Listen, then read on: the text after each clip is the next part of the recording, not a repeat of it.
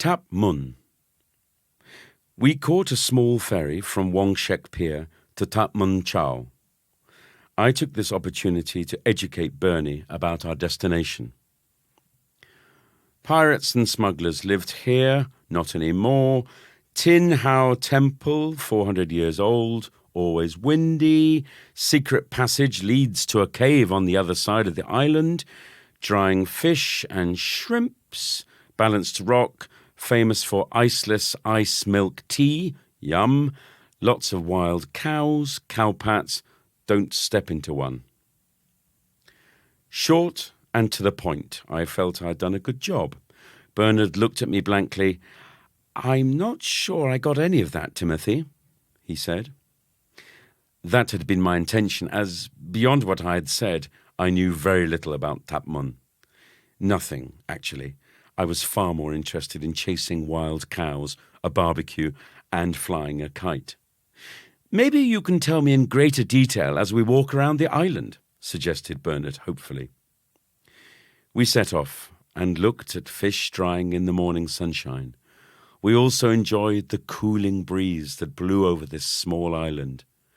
After the main village, we saw steps that would lead us to Tin Hau Temple. The steps passed through some trees, Hong Kong's own forest, perhaps. "I tell you what, Bernie, I'll race you up the steps through that forest. Last person to the top buys lunch. What do you say?" Bernie seemed a little unsure of my challenge, but he nodded his head and agreed. At the top of my voice, I began, "Are you ready? After 3, 1, 2, 3. And we were off. Bernard was a little slow, and I was soon in the lead. I had to win. Onto the steps, trees covering the pathway. I had to look at my feet and steps carefully to make sure I did not slip. I peered over my shoulder and saw my cousin. Suddenly, a loud and piercing scream cut through the humid air. Before I could even look round, thundering steps approached me from behind. Like a speeding car on an empty highway, Bernie flew past, still screaming. He disappeared into the distance, leaving me far behind. I finally caught up with him at the top of the hill. Bernie sat there stuttering, Spiders! I hate spiders!"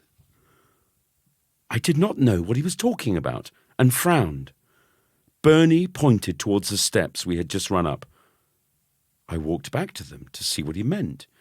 This time, instead of looking down, I looked up into the trees.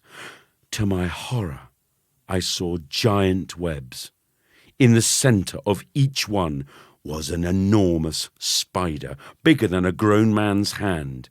Legs the length of bamboo chopsticks, long bodies with straight yellow lines painted down the back, evil-looking heads that were surely filled with fangs bursting with lethal poison. I shivered. Bernie was right. They did look pretty scary. I returned to my cousin, who was still sobbing. "Spiders! Hundreds! Huge! Never seen any so big! No spiders like this in England! I hate spiders!" "You mean you're like Ron Weasley in Harry Potter?" I asked. Holding his hands to his bright red face, he shrieked, "How could you bring me here? You know I hate spiders." It was the first I'd heard of it, and there had been no mention of spiders on Wikipedia. But the damage was done. "I want to go home," he cried. "Take me home, now." "What about the pirates' cave? Chasing cows? Kite flying?" I asked, my voice trailing into a thin whisper. "Barbecue?" Bernie really did hate spiders. We had to leave. By taking the long way back to the ferry, we avoided the spider tunnel. We didn't talk much. Actually, Nothing was said during the whole journey home. When we arrived, Bernie went directly to my bedroom, closed the door, and locked it. Tap Mun had been a disaster